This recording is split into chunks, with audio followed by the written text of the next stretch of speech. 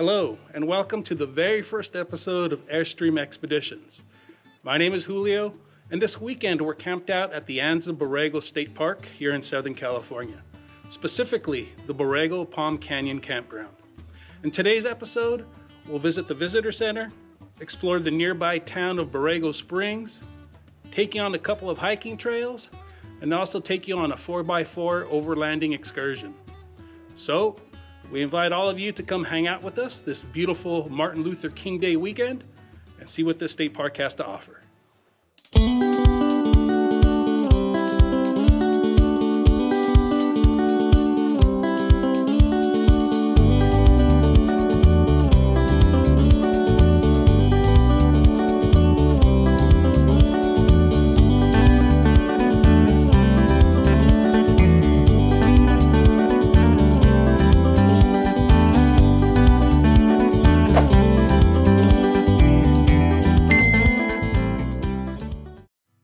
Anza Borrego Desert State Park in Southern California is one of the most remarkable wilderness areas in the United States. It is the largest state park in the lower 48 states, and it sprawls over 3 counties, including Riverside, Imperial, and San Diego counties. It's over 1,000 square miles and 650,000 acres.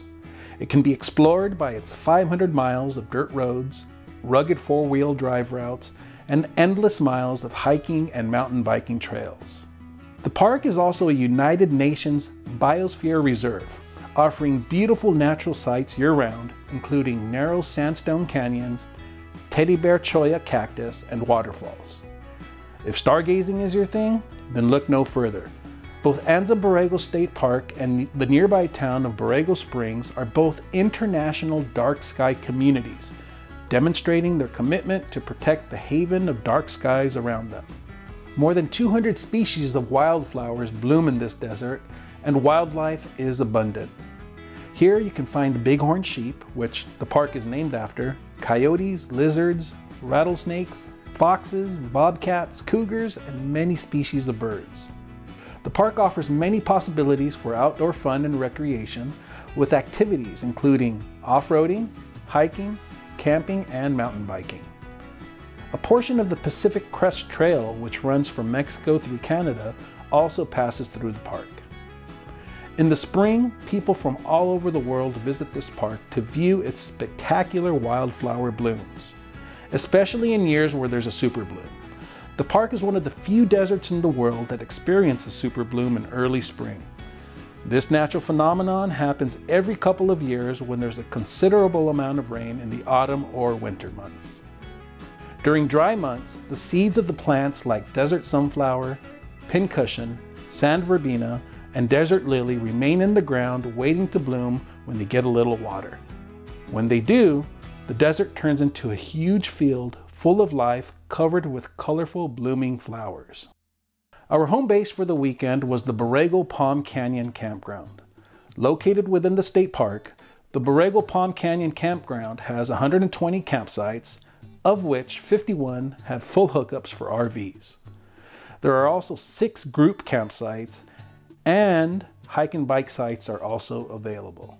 Each campsite is equipped with a table, a fire ring, and several of them also have shaded structures. The campground also has drinking water, flush toilets, showers, and an RV dump station. Palm Canyon Campground is just a few miles from the town of Borrego Springs. It is also located next to a few popular hiking trails, including the Borrego Palm Canyon Trail. Reservations can be made at reservecalifornia.com, but be aware, this is a popular campground, especially during the spring wildflower season. Our first stop was the visitor center. Although the visitor center is like many others on the inside, the building itself is quite unique. It's been built into the hillside, is underground, and completely hidden from the view as you walk towards it from the parking area. When you come here, plan on spending at least an hour or two to take it all in. It's time well spent. As you enter the building, the first thing you'll see is an excellent map of the park. At the front desk, you'll find numerous brochures on hikes, sights to see, and a helpful staff member who can answer any of your questions. There are also many great exhibits that show the natural, cultural, and historical aspects of Anza Borrego. Much of the extraordinary landscape of Anza Borrego has been shaped and molded by geologic forces. Many of the exhibits explain the geology here and how it relates to what you will see when you're out exploring in the park. Similarly, the exhibits of the unique desert wildlife of Anza Borrego are a must-see, as they explain many of the special adaptations Mother Nature has given to the plants and animals here. There is also a nice little theater that usually runs an informational film that lasts about 15 minutes or so. It sometimes talks about Anza Borrego as a whole, or it may be about a particular subject that's always interesting. The center also has a gift shop and a bookstore. Outside are several trails that take you through the native plant gardens where you can learn about some of the plants from their labels. There is also one extraordinary trail that takes you to a surprising destination, the roof of the visitor center. You can get to it from the parking lot right before walking down the stairs to the entrance of the building, or by turning right as you exit the front door. From the front door, walk about 100 feet, make a sharp right, turn and climb up the stairs. Because the center sits on high ground, the view of the Borrego Valley and the surrounding desert and mountains is stunning. Even if the visitor center isn't open, it's definitely worth going to. The visitor center is open 7 days a week from 9 a.m. to 5 p.m. This place is definitely a must-stop when visiting the park. The very next morning, we prepared for a day of exploring the area. We booked a 2.5-hour tour with California Overland Desert Excursions. They picked us up right from our campsite in an open-air, decommissioned military vehicle. Many of the great places to see in Anza Borrego require a 4-wheel drive vehicle to get there, and unfortunately, our truck does not have 4-wheel drive. Based out of Borrego Springs, this outfit specializes in tours of the state park ranging from 2.5 hours to 5 hours. They offer public and private tours of the area, which include off-roading, hiking, camping, and exploring. Their knowledgeable staff really goes above and beyond to make sure your experience is unforgettable. The Calcite Mine area played a brief but important role in U.S. history. After the attacks on Pearl Harbor, military specialists found high concentrations of this calcite mineral in the area. Calcite is optically clear and has a double refractive quality. It was an essential material in the manufacturing of precision bomb sights and anti-aircraft weaponry. In other words, the bombardier would look through the calcite crystal because they were optically clear. The calcite crystal would bend the light rays to help them predict where the bomb was going to land. This was a top secret operation. The mine itself was not top secret, but what they were doing with the calcite crystals was. The discovery of calcite led to vigorous trench mining, which came to an end as quickly as it began, when a synthetic substitute was created that held the same optical qualities as calcite and was much less expensive to produce.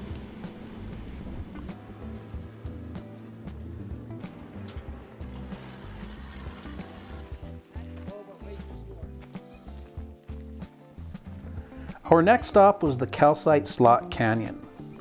This desert looks deceivingly flat when you casually glance across it.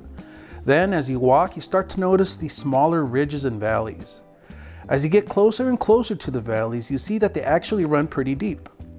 There's a very large system of old washed canyons and fault lines beneath the park that have torn the ground into a maze of canyons.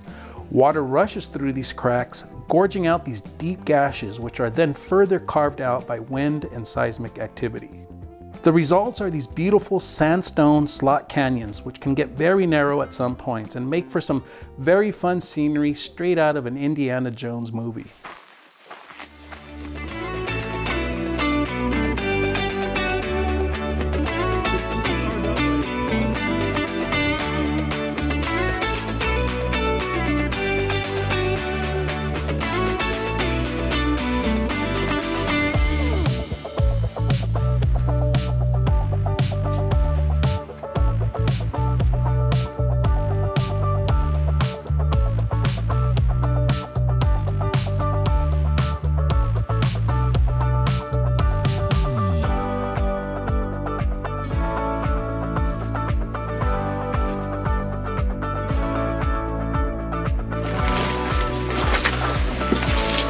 Yeah. Cool.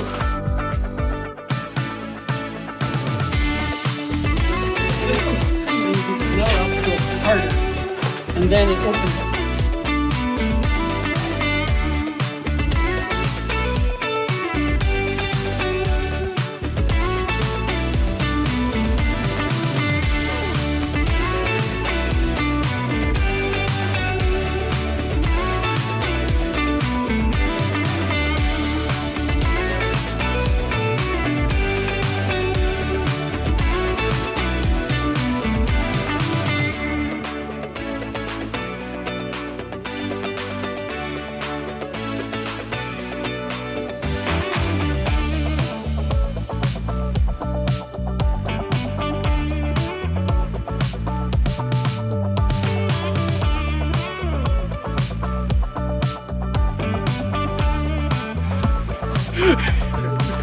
That was funny. Good fun.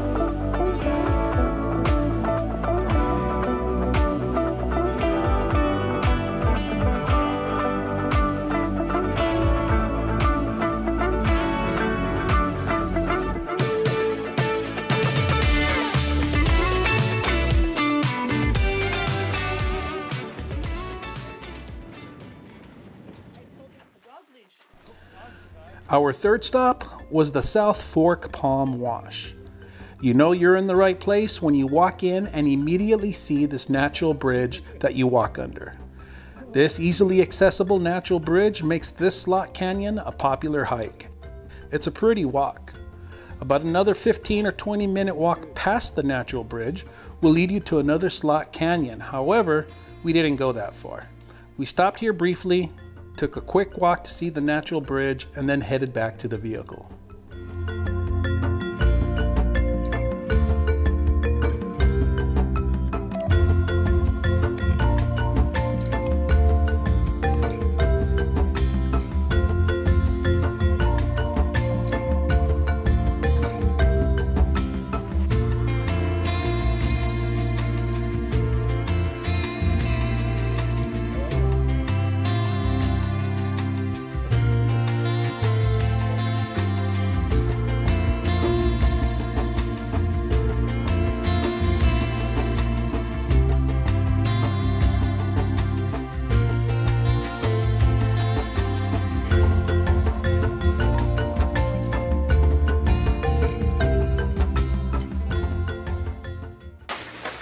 So here, these little black lines, kind of weird. Beautiful marble. Yeah. What is that mineral from? It's either muscatite or biotite, probably. It's mica. And then I've got a bird's head here. Muscatite or biotite? Yeah. Beak. Biotite. If you're drunk or high, and you're standing where I'm standing, you could have a swan, like you're looking in the water with a reflection that's kind of ripply here. And then we have a cat's face, 2 eyes and his nose. Before you start, of course, bracket. And you can go back in there if you want. It doesn't go very far. But you can go in there. She'll go far. She'll go, yeah, she'll keep climbing.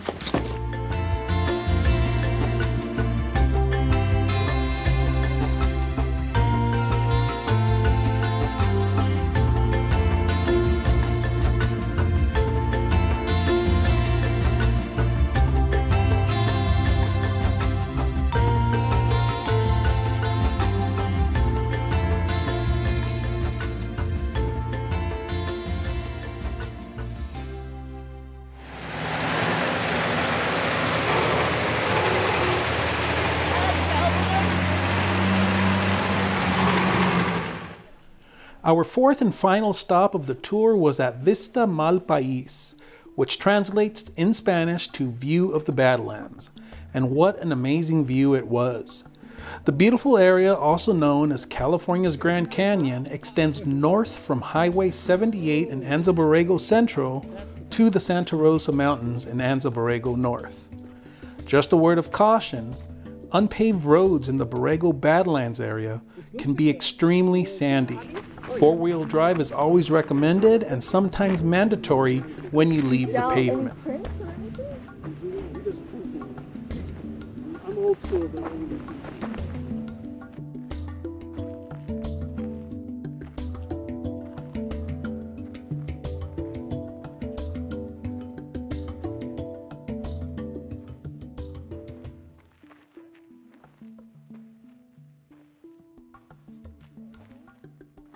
The Badlands are about 20 miles wide by 15 miles long. As you look across this parched landscape, wrap your mind around this. The whole view was shaped by water. Fossilized seashells found in the region prove that it was once submerged under a blend of salty tropical waters from the Sea of Cortez and fresh water from the Colorado River. Scientists say that this area teemed with aquatic life, home to fish, sea turtles, and sharks.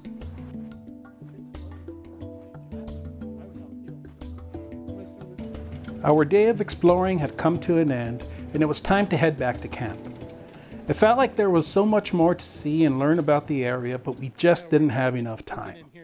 We are grateful for the knowledge that our tour guide shared with us and look forward to coming back and exploring different areas of the park. Just 2.5 miles away from Borrego Palm Canyon Campground is the town of Borrego Springs, which is completely surrounded by the state park.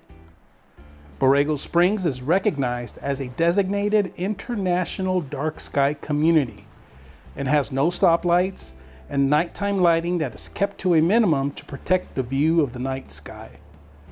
It's a center for public astronomy activities throughout the entire year. With a population of around 3,000 people, Borrego Springs is a laid-back, quiet community with a handful of cafes, a few shops of interest, and a little nightlife other than the star displays and dramatic sunsets. Most of the businesses are in the town center called Christmas Circle, and almost everything is within walking distance. Just outside of Christmas Circle, you'll find the Galletta Meadows estate, which consists of several privately owned plots of land in Borrego Springs. Here, you will find a dozen gigantic metal sculptures created by artist Ricardo Bracetta for the owner, Dennis Avery. Many of Bracetta's sculptures at Anza Borrego are beasts. Some sculptures are reportedly based on a book that documents creatures that once inhabited Anza Borrego. Others are mythological creatures. Bracetta's sculptures are a draw for photographers who like to capture them against the colorful sunset sky or against the starry night sky. Our next stop was a hiking trail simply called the Slot. It's one of the more popular hiking trails in the area, so make sure you get there early to avoid crowds. It can get pretty tricky navigating through some of the areas that are so narrow that you have to squeeze through sideways. There's a charge of $10 to park at the trailhead, and a vault toilet is available. The beautiful hike weaves you through and in between a canyon that gets up to 100 feet tall on either side of you. The hike is 1 mile out and back. About 3/4 of the way you'll reach a natural rock bridge. It's a great place to stop and take a photo and take it all in. After you pass the bridge, the Slot Canyon opens up and leaves you out on a dirt road that begins to widen. From here, you can walk all the way and loop back around, or you can simply head back into the canyon.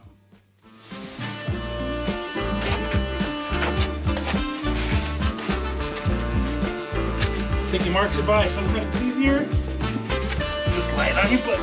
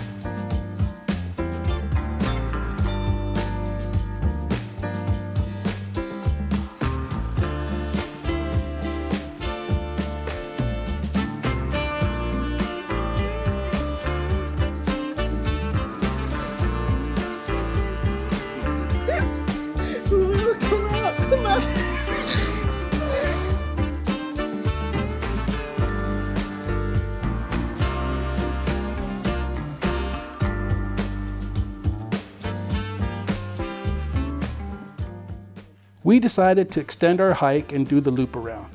We were rewarded with a great view and found some wind caves where we took a break, had a few snacks before we headed back up to the parking lot.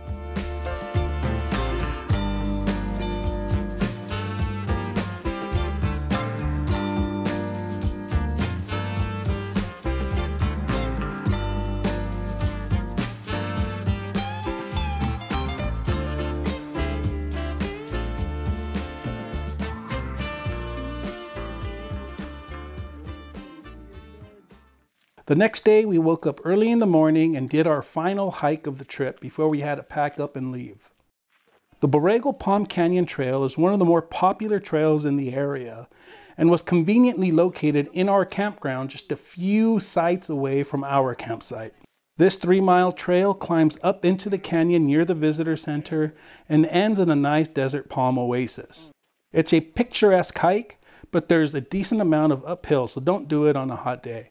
The area doesn't get much rain all year, but we were fortunate enough to be here during the rain and after some good downpour, which is a good sign for a super bloom to come.